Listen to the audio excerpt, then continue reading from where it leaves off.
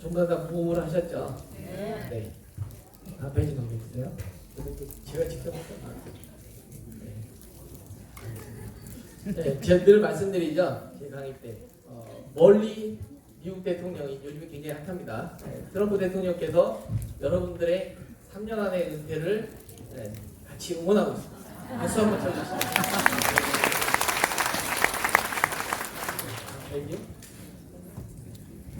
어떤가요, 여러분?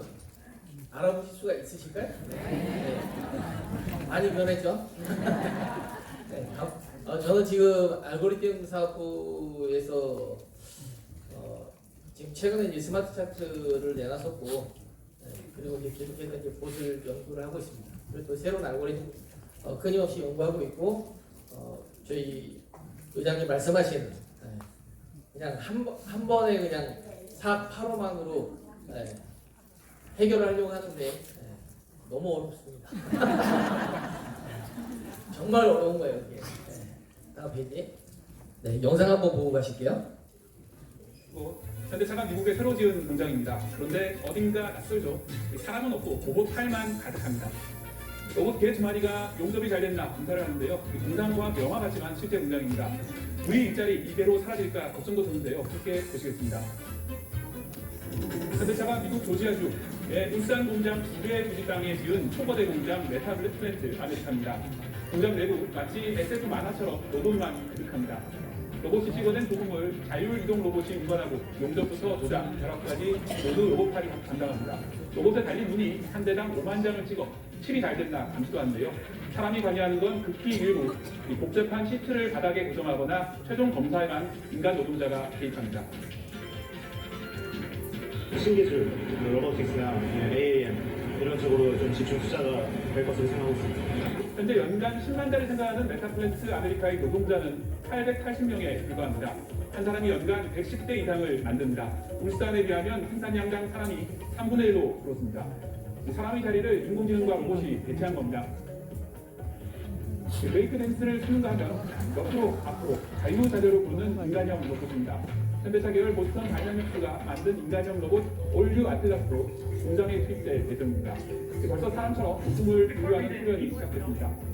인간을 대체하는 로봇, 이를 위한 인간의 로봇 경쟁, 국제적으로 그 경쟁이 치열해지고 있고 기술이 도화되고 있는데요. 뭔가 휙 지나갔죠? 사람이 늑대를 타고 달리는 걸까요? 자세히 보니 로봇 늑대입니다. 일본 오토바이 제작사 가와사키가 오사카 엑스포를 앞두고 발표한 늑대 로봇인데요. 수소 연료와 인공지능까지 도입해서 험준한 산을 질주한다는 계획입니다. 뒤에서 발로 차도 안 넘어지는 탁월한 운동성을 보여준 중국 유니트리 로봇입니다. 이제는 손까지 잘 써 큐빅을 돌리고 카드놀이를 할 정도입니다. 로봇이 사람을 대체할 날이 다가오는데 사라질 일자리에 대한 고민을 해야 할 시점입니다. 네. 엄청나죠? 사실 트럼프 대통령이 관세 때문에 현대 계열사들이 지금 미국으로 다 가고 있고 지금 이렇게 다 준비가 돼 있어요. 이미 생산하고 있고. 다음 페이지. 그래서 이제는 잠깐 앞으로요. 그래서 현대에서 보스턴 다이나믹스에 투자를 했고, 아까도 보셨지만 굉장히 로봇이 저보다도 춤을 훨씬 더 잘 추고 엄청납니다 지금. 그런 상황으로 해서 지금 조립도 하고 점검도 하고. 국내 현대 혹시 여기 현대 계신 분 없으시죠? 굉장히 바짝 긴장하셔야 될 것 같습니다. 다음 페이지. 여기 보시면은 앞으로 사라질 일자리들이에요. 여기 보시면은 맨 왼쪽에 로봇이 요리하죠. 옛날에는 이제 최근 버전은 이제 팔만 하고 있었는데 이제 앞으로는 진짜 로봇이 들어와서 주방에서 요리를 할 것 같습니다. 그리고 지난번 강의 때 제가 동영상 보여드렸었는데 배달 같은 경우도 이제는 사람이 하지 않습니다. 로봇이 하게 되는 거죠. 그리고 여기 맨 왼쪽에 보시면은 요거는 이제 청소 로봇이에요. 여기 이제 여러분들 제 강의를 갖다 들으시면서 내 직업 중에 혹시 여기에서 나오는 게 있다 라고 하시면은 바짝 긴장하셔야 된다는 얘기인 거예요. 그 다음으로 보시면은 텔레마케터. 사실 지금 일부 진행이 되고 있는데 너무나도 그 음성 인식률이 높고 그리고 최근에는 뭐 생성형 AI 때문에 정말 사람인지 아니면 이게 지금 로봇인지를 전혀 분간을 못 하시게 될 거예요. 자, 그리고 그 다음에 보게 되면은 건설 현장인데 이제는 굳이 이제 멀리 현장으로 갈 필요가 없어요. 그냥 방에서 사무실에서 내가 그냥 원격으로 현장을 갖다가 공사를 해버리게 되는 거죠. 그리고 지금 여기 보시면 요거는 이제 자율주행 택시죠. 미국에선 지금 운행이 되고 있는데 앞으로 택시도 그렇고 버스도 그렇고 그리고 또 이제 운전도 그렇고 굉장히 이 운송 쪽에 하신 일자리 부분들도 굉장히 많이 사라지게 될 거예요. 그리고 여기 맨 위에 보시면 저기 그 가운데 보시면은 저기 이제 그 로봇이 농사를 짓는 거예요. 배추가 제대로 익었나 안 익었나 이렇게 돌아다니면서 보는 겁니다. 이제 농부도 조심하셔야 됩니다. 그리고 여기 보시면은 이제 그 이제 군인들 같은 경우들도 점점 우리 사람이 많이 없다 보니까 군에 근무할 사람들도 별로 없다라고 얘기하시죠. 이제는 로봇이 대체를 하게 될 겁니다. 그리고 저쪽 위에 보시면은 이제 무인 비행 전투기, 무인 전투기가 지금 이제 전투를 하게 되는 거죠. 조종사도 이제 필요 없어요. 그리고 그 밑에 보게 되면 어때요? 로봇이 그림을 그리고 있습니다. 그리고 맨 밑에 보면은 저거는 이제 경찰. 어때요, 여러분들? 여기 계신 분들 직업이 다 없어질 것 같지 않으세요? 네, 굉장히 많이 없어집니다. 다음. 그래서 우리는 어떻게 해야 되냐면은 게임을 통해서 수입을 벌던가 아니면은 저 무브 투어 같은 경우는 뭐 가능할 것 같은데 드라이브 투어 같은 경우는 벌써 없어지겠죠. 뭐 운전할 수가 없으니까 자율주행차가 나와버리니까는. 그리고 리뷰 투어 같은 경우도 이제 생성형 AI가 나왔기 때문에 리뷰 투어가 안 될 것 같아요. 그냥 크리 투어 같은 경우도 쉽지 않을 것 같아요. 결국엔 어떻게 된다? 어쨌든 뭔가를 갖다가 수입을 가져야 되는데 결국엔 궁극적으로는 어떻게 된다? 우리는 누구나 다 타는 버스, 메타버스에 들어가실 수밖에 없다라는 거죠. 다음. 이렇게 로봇이 조립하고 드론이 배송하고 AI가 판단하는 그런 사회가 오게 되는데 그럼 과연 그 판단을 갖다가 누가 기록하고 감시를 해야 되는 것인가? 그 부분에 대한 것들이 나오게 되는데 결국에는 신뢰할 수 있는 코드로 대체된다. 그 코드가 뭐다? 블록체인이다. 그래서 4차 산업혁명은 블록체인 혁명이라고 하는 거예요. 네. 방금 들어오신 분 누가 도움으로 부탁드리겠습니다. 다음. 일론 머스크 다들 알고 계시죠? 뭐라고 이야기하냐면은 대한민국 같은 경우가 3세대만 지나고 나면은 대한민국은 소멸해버리지 않겠느냐. 우리 지금 현재 인구의 3, 4%밖에 안 난다고 하거든요. 한 세대가 지날수록 3분의 1이 없어진다라는 거예요. 그러면 그러고 나면 어떻게 되냐면은 두 세대만 지나고 나면은 지금 현재 사람보다도 로봇 인구가 더 많을 것이다. 그렇게 이야기하고 있습니다. 다음. 네. 근데 그러한 우리 대한민국의 어떠한 상황이냐면은 지금 OECD 주요 국가들 중에서 GDP 대비 부동산이 부채가 제일 높아요. 다음. 그래서 부동산 부채가 2,000조에 달하는데 최근 10년 보면은 연 100조씩 늘어나고 있습니다. 최근에 이제 경기가 안 좋아가지고 다른 것들은 대출이 감소하고 있는데 주택담보 같은 경우는 대출이 줄지 않고 있어요. 다음.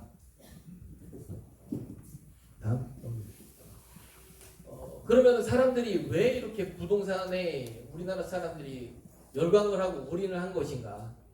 물론 이제 우리나라가 급성장을 했기 때문에 부동산으로 돈을 벌었기 때문에 그런 이유도 있겠고 또 제일 중요한 건 뭐냐면은 레버리지. 요즘에 여러분들 저희 회사 같은 경우는 레버리지 안전하게 2배, 3배만 쓰러 가는데 예. 자기 자본 대비해서 지금 부동산 같은 경우도 한 30%, 40%막 이렇게 레버리지를 30배, 40배를 이렇게 막 땡겨 쓰고 있는 상황인 건데 그러다 보니까 부동산에 대해서 굉장히 이게 줄일 수가 없는 상황인 거예요. 근데 인구는 줄어들고, 그죠? 정부에서도 굉장히 고민이 많을 수밖에 없다는 거죠. 이거 터뜨리지 않고 어떻게 해야 되나? 안 그러면 정말 일본처럼 다 같이 죽는 상황인 건데. 그래서 정부에서는 지분 확보 쪽으로 지금 마음을 좀 편하게 좀 해줬으면 어떻겠냐. 다음 올 6월달에 이제 로드맵이 나온다고 하는데 자기 자본 10억에 기존 대출 40억 그리고 주택금융공사가 50%를 갖다가 내주는 저런 모델을 갖다가 간다라는 거죠. 그러면은 10억짜리 집이 있다라고 하게 되면은 이제 주택공사가 이제 5억하고 제 돈 1억이고 어차피 40%늘 받았었던 그 스타일로 그렇게 한다. 그러면은 가격이 올라갈 때는 어떻게 된다? 반반 나눠서 먹고 가격 만약에 떨어지면 어떻게 돼요? 주택공사가 대준대요. 그러면 여러분도 어떻게 했어요? 좀 유리가 될 수 있겠죠, 그죠? 다음. 결국에는 이 개념이 조금 더 발달하게 되면 어떻게 되냐면은 같이 투자를 해가지고 내가 그 집에서 살아. 그 집에서 살면 어떻게 돼요? 주택금융공사에다가 월세를 내주면 되는 거예요. 그리고 내가 만약에 그런 식으로 해서 같이 투자를 해가지고 집을 투자를 했다 그러면 어떻게 돼? 맨 오른쪽에 보시면 투자자가 돼가지고 지분 매각은 언제든지 가능하고 배당 수익도 받을 수 있고 어쩌면 꼭 ETF 느낌이 나지 않으셔요? 이런 것들 같은 경우들이 앞으로 어떻게 된다? RWA 좀 전에 말씀하셨죠? 리얼 월드 에셋 요거에 딱 적합한 모델이 된다는 거예요. 요렇게 발전할 수 있겠죠. 다음. 이 리얼월드 에셋 같은 경우 보면은 부동산, 주식, 채권, 예술품 이런 것들 굉장히 거래하기가 힘든 건데 이걸 갖다 토큰으로 만들어 가지고 거래하기 쉽게 해주는 거예요. 기존 시장의 비효율성을 해소해 준다고 하는데 맨 오른쪽에 저기 보시면은 최근 기사입니다. 여기 보시면은 5월 6일 기사네. 오늘 5월 10일이니까 4일 전의 기사죠. 뭐라고 나와 있냐면 SEC에서 이 리얼월드 에셋 토큰화에 대해서 논의를 하겠다라고 이야기를 하는 거거든요. 지금 여러분들 오늘 블록체인 세미나에 왔는데 이게 먼 이유 한참 있다가의 일이 아니라 지금 현재 벌어지고 있는 일들을 갖다 말씀을 드리는 겁니다. 다음. 2030년이 되면은 이 RWA 시장 같은 게 16조 달러로 성장을 한다고 하거든요. 그리고 테더 여러분들 많이 쓰시잖아요. 스테이블코인. 그 테더사에서도 작년에 RWA 플랫폼을 갖다 이미 만들어 놨어요. 이제 곧 가동이 되겠죠. 다음. 제가 늘 세미나 때마다 말씀을 드리는 부분이 블록체인 세미나 때 앞으로 맨날 주목하셔야 될 부분 네 가지를 갖다 말씀드리는 뭐냐면은 RWA하고 스테이블 코인하고 ETF하고 디파이 이걸 갖다 계속 말씀드려요. 이거는 2030년까지 매 세미나 때마다 들으셔야 되지 않을까 싶습니다. 앞에서 RWA는 이미 말씀을 드렸기 때문에 이제 스테이블 코인하고 나머지 부분에 대해서 조금 더 말씀을 드릴게요. 스테이블 코인 같은 경우는 이미 비자 결제 시장을 뛰어넘었습니다. 그리고 독일하고 멕시코보다도 더 많은 미국 부채를 갖다 이미 가지고 있어요. 다음.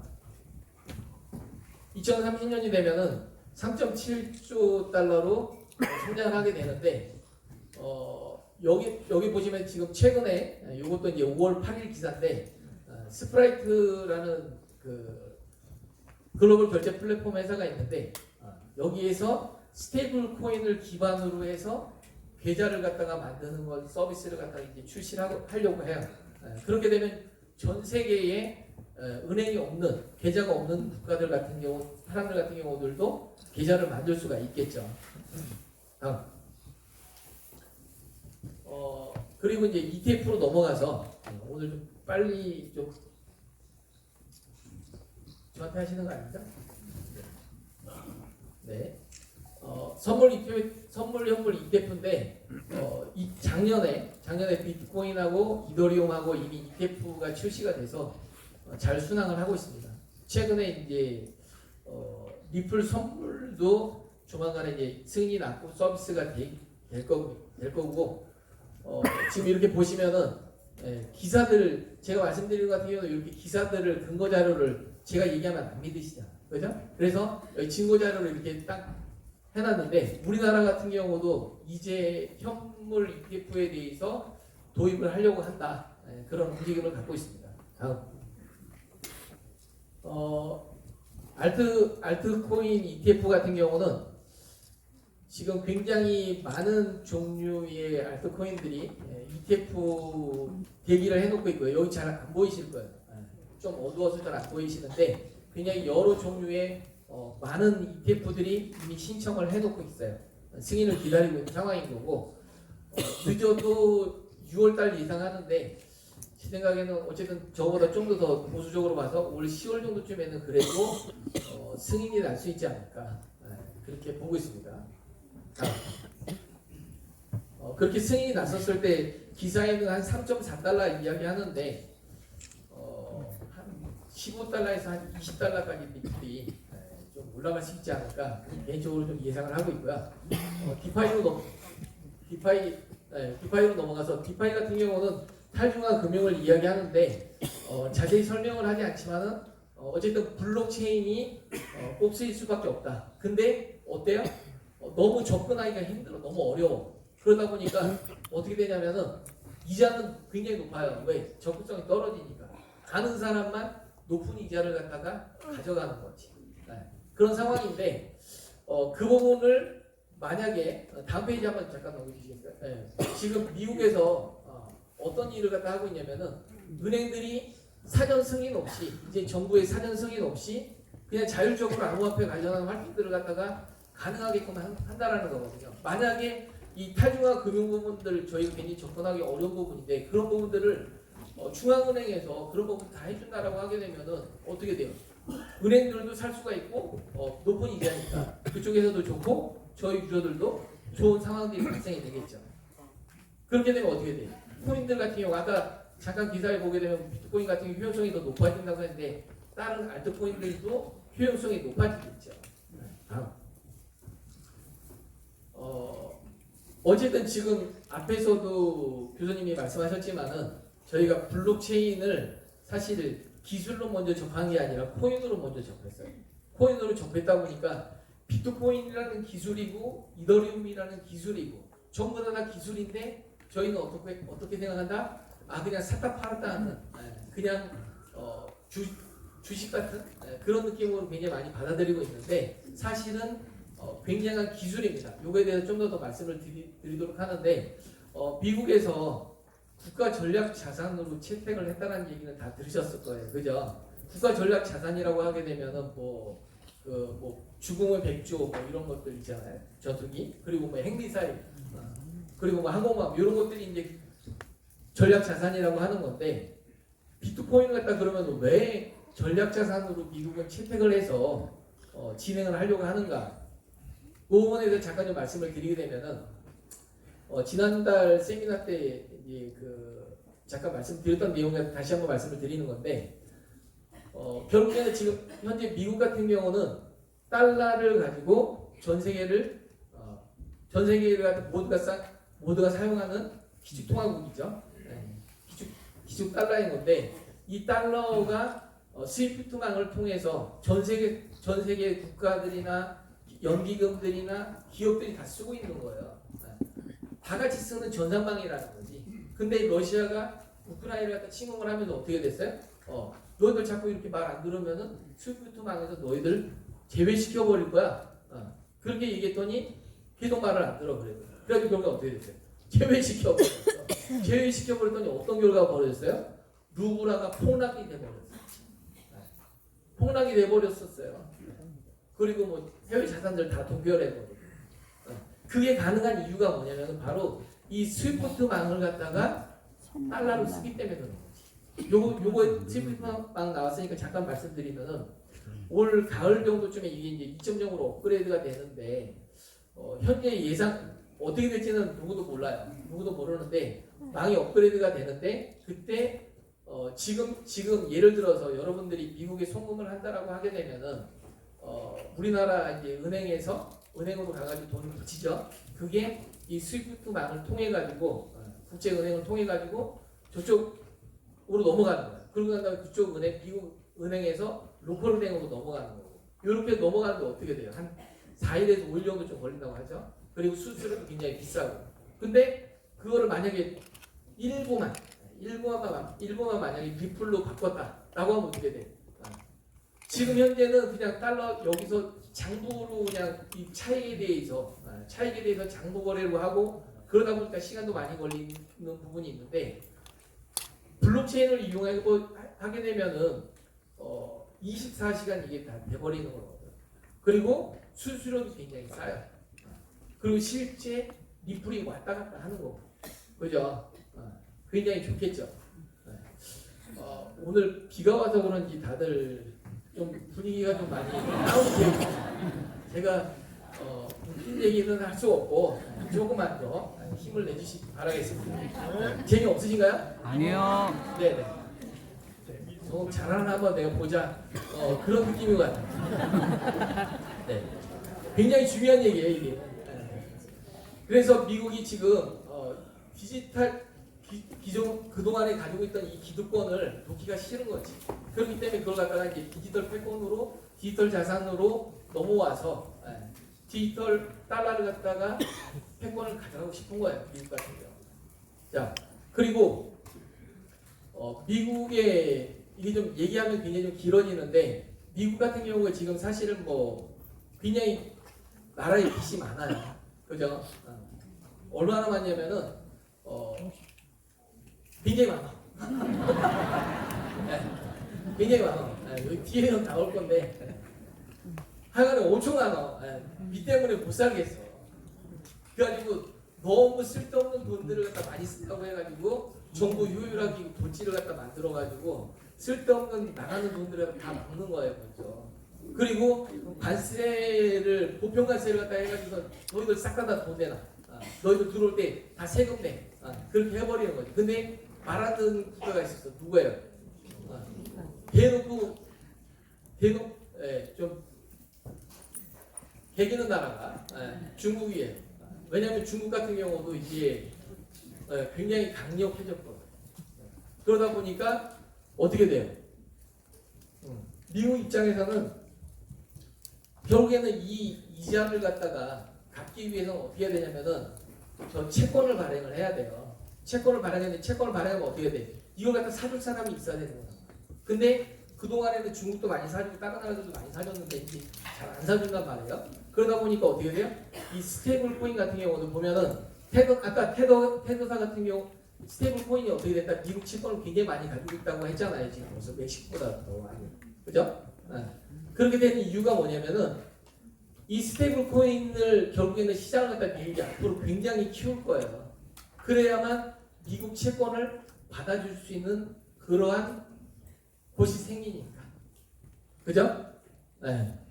그래서 그러면 스테이블 코인이 이렇게 확대가 되면 어떻게 되냐면은 결국에는 코인 시장은 더 커져요. 코인 시장이 더 커지면 어떨까요? 네.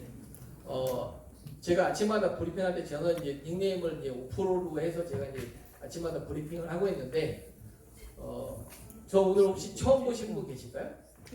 네. 네. 감사합니다. 굉장히 뭐 처음 보시네요. 많이들 처음 보시네요. 나중에 이제 본사 강의도 이제 앞으로는 더 자주 하고 6월달 되면은 저희 이제 3% 방송을 좀 기획을 하고 있는데 더 자주 뵙도록 하겠습니다. 그래서 이 채권 스테이블 코인이 결국에는 이제 시장이 커지면서 어떻게 되냐면 이제 유동성이 들어와요. 코인 쪽에 유동성이 들어온다는 건 뭔 얘기냐면은 결국엔 코인 값이 오른다는 얘기예요. 제가 브리핑 때 말씀을 드렸었는데 5월 7일, 8일 정도 좀 조심하시고 그 이후부터는 분위기 굉장히 좋을 거라 말씀드렸었죠. 그런 것들이 전부 다 사실은 이런 것들하고 다 연관이 있어요. 차트에도 있지만은 큰 정세 부분들도 파악을 하고 계셔야만 정확하게 흐름을 타실 수가 있거든요. 그래서 지금 현재 잠깐의 흐름을 갖다 보게 되면 7월 9일 정도까지 이제 관세 유예를 갖다 90일을 연기해놨잖아요. 그게 7월 9일이기 때문에 그때까지는 분위기가 좀 굉장히 좀 괜찮지 않을까. 그리고 뭐 이게 만약에 좀 더 그냥 바로 그냥 쭉 간다라고 하면은 뒤에서 말씀을 드리겠지만 뭐 여기 나온 김에 바로 말씀드리면은 개인적으로는 예상하는 거는 이번 사이클의 피크 타임은 올 가을 11월 정도쯤 예상을 하고 있어요. 길어지면은 내년 봄 정도까지 한 2, 3월 정도까지 예상을 하고 있는데 만약에 11월 내년까지 연기가 내년까지도 간다라고 하게 되면은 올 한 8월 달에서 9월 달 정도쯤에는 8, 9월 달에는 조금 다시 좀 조정 갖다 거쳤다가 11월 되고 한번 좀 고점 쭉 치고 올라간 다음에 다시 좀 조정 나왔다가 다시 또 이제 내년 봄 정도쯤에 이제 싼 거 찍고 굉장히 좀 힘든 상황들이 굉장히 힘든 상황들이 벌어지지 않을까 그렇게 예상을 하고 있는데 물론 이거는 저는 이제 세력이 아니기 때문에 세력은 뭐라고 했어요? 엿장수라고 했잖아요. 엿장수 마음대로 사실은.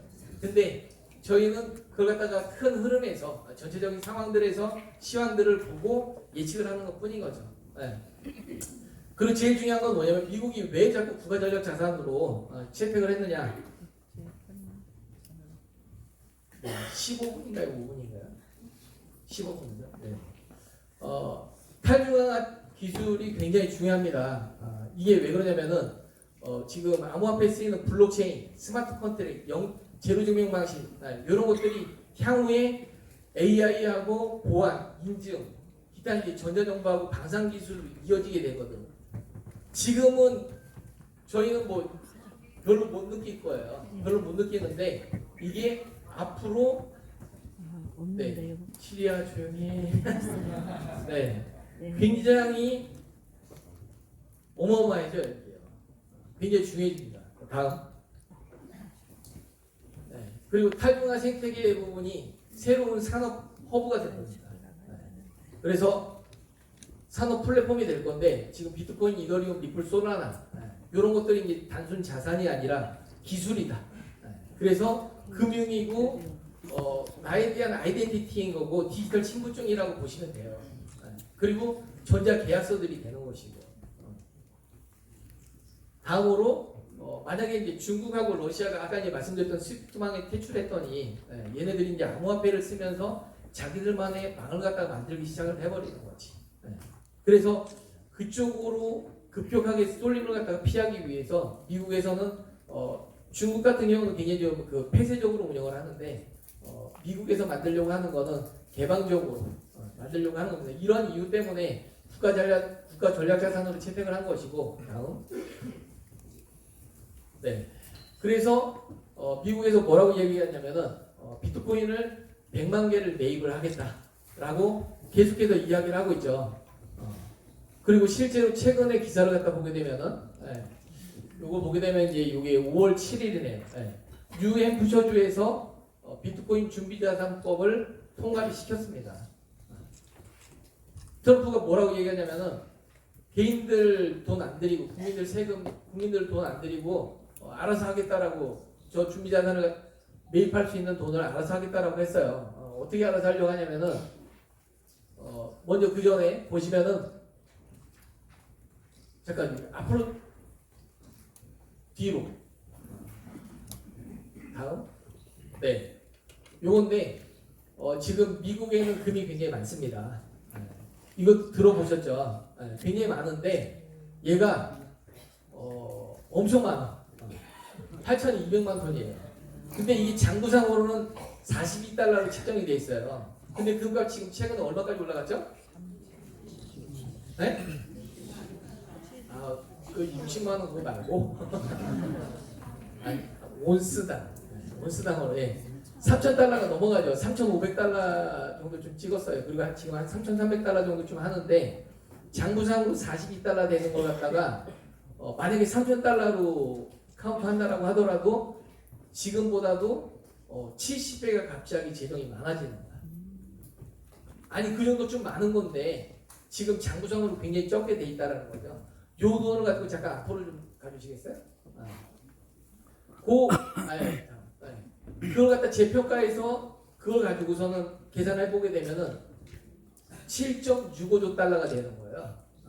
지금 비트코인 시가총액 1.57조인데 비트코인을 다 사버려도 지금 기존에 있는 것들 싹 다 사버리고도 돈이 남아. 그러니까는 이더리움도 다 사버리고 리플 사버리고 소라 사버리고 다 사버릴 수 있다라는 거지. 근데 뭐라고 얘기했어요?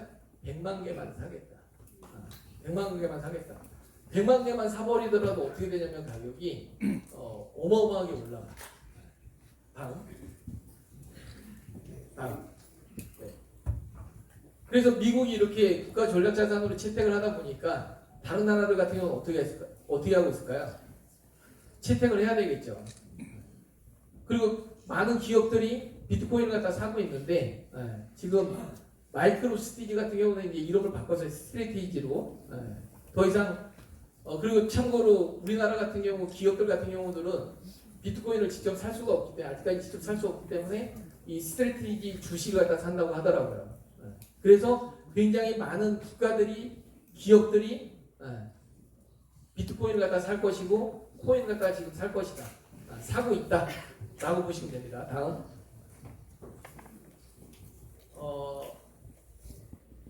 벤처 투자 건물이죠. 팀 드래퍼라고 들어보셨나요? 네, 오늘 처음 들어보시죠? 네, 그런 사람이 있습니다. 근데 뭐라고 얘기하냐면은 비트코인을 매수 안 하는 기업과 매수 안 하는 기업은 굉장히 무책임하다. 그만큼 기업들 입장에서는 반드시 비트코인을 갖다 매수해야 된다라고 지금 이야기를 하고 있습니다. 다음. 네. 지금 기존에 보게 되면은 요거 좀 잠깐 좀 말씀드리면은 이게 중국의 대륙 세력이라고 하죠. 중국을 갖다 기준으로 하는 1대1로 세력들이 있고 미국을 중심으로 하는 해양 세력들이 있어요. 지금 전 세계를 갖다 보게 되면은 앞에서도 말씀을 드렸지만은 미국과 중국 요 뒤에는 이제 또 다른 이제 뭐 것들이 있는데 어쨌든 표면상으로 보게 되면은 미국과 중국의 큰 싸움이라고 보시면 돼요. 패권 싸움이라고 보시면 돼요. 그래서 그것들로 인해 가지고 벌어지는 일들이 중동 전쟁이 벌어지는 것이고 지금 인도하고 파키스탄 전쟁도 벌어지는 것이고 잘못해버리면은 우리나라도 전쟁에 들어가 버릴 수도 있다. 전쟁이 나면 안 되겠지만은 그래서 이런 전쟁들이 벌어지는 건데 지금 기존의 로스차일드 가문하고 트럼프 가문하고 전쟁 중인 거예요. 근데 지금 누가 이기고 있어요? 트럼프 쪽이 이기고 있어요. 물론 트럼프 뒤에는 이쪽 로스차일드 가문 같은 경우 유럽 쪽 로스차일드인 거고 여기 트럼프 가문 쪽 이쪽 같은 경우는 이제 미국 쪽 그 로스차일드라고 보시면 돼요. 어쨌든 그렇게 해서 지금 전쟁이 이루어지고 있는 건데 이 트럼프 가문 같은 경우는 정말 진심입니다. 보시면 민코인도 직접 발행을 하고 그리고 테더도 스테이블 코인도 발행하고 채굴 사업도 하고 그다음에 스테이킹 서비스도 다 해요. 수업거리도 다 하고 있고 정말 진심으로 하고 있다. 그러면 여러분들 트럼프 가문이 진심으로 하고 있다는 얘기는 뭐예요? 여러분들 어떻게 해야 된다? 여러분들도 진심으로 해야 된다 이거. 코인 진심으로 해야 되는 거예요 진짜. 정말 부를 바꿀 수 있는 그러한 기회인 겁니다. 지금 다음. 지금 반감기를 갖다 분석을 보게 되면은 지금 네 번째 반감기에 있습니다. 첫 번째 반감기가 25개, 그 다음에가 12.5개, 6.25개, 지금 3.125개 채굴이 되고 있는데 아까 말씀드렸던 것처럼 요거 자료가 좀 업데이트가 되는데 지금 약세로 봤었을 때 한 13만 불 정도 좀 저는 사실 그 전부터 말씀을 드렸었던 게 개인적으로 예상 차트 상으로 봤었을 때는 한 13만 불 정도쯤이 약세장으로 갔었을 때는 13만 불 정도가 최고점이지 않을까 예상을 하고 있는 거고요.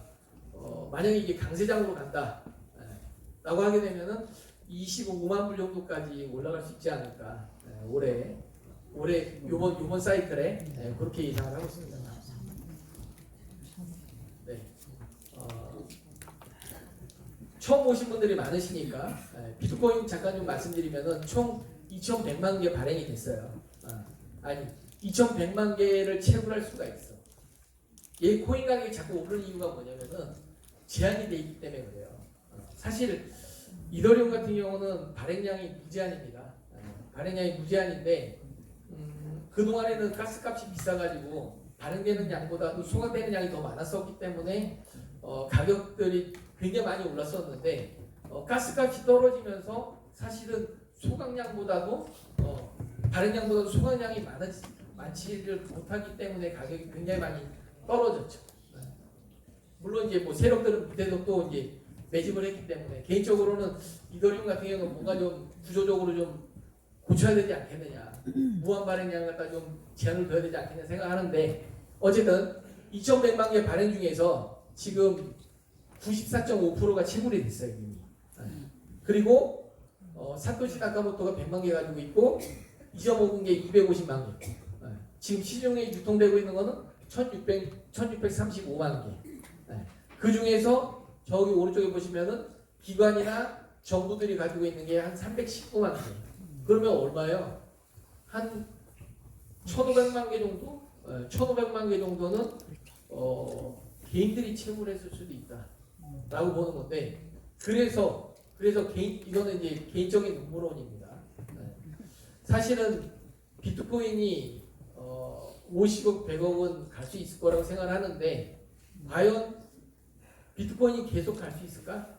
그거는 저는 굉장히 좀 의구심이 들어요.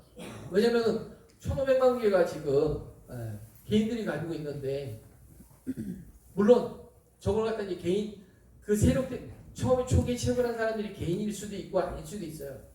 근데 만약에 저게 시장에 물량으로 나온다라고 하면은 굉장히 큰 일이 벌어질 수 있기 때문에 결국에는 처음에도 그 전에도 말씀을 드렸지만은 원래 세력들 같은 경우는 CBDC로 직접 가고 싶었지만은 CBDC로 갈 수가 없었어. 왜?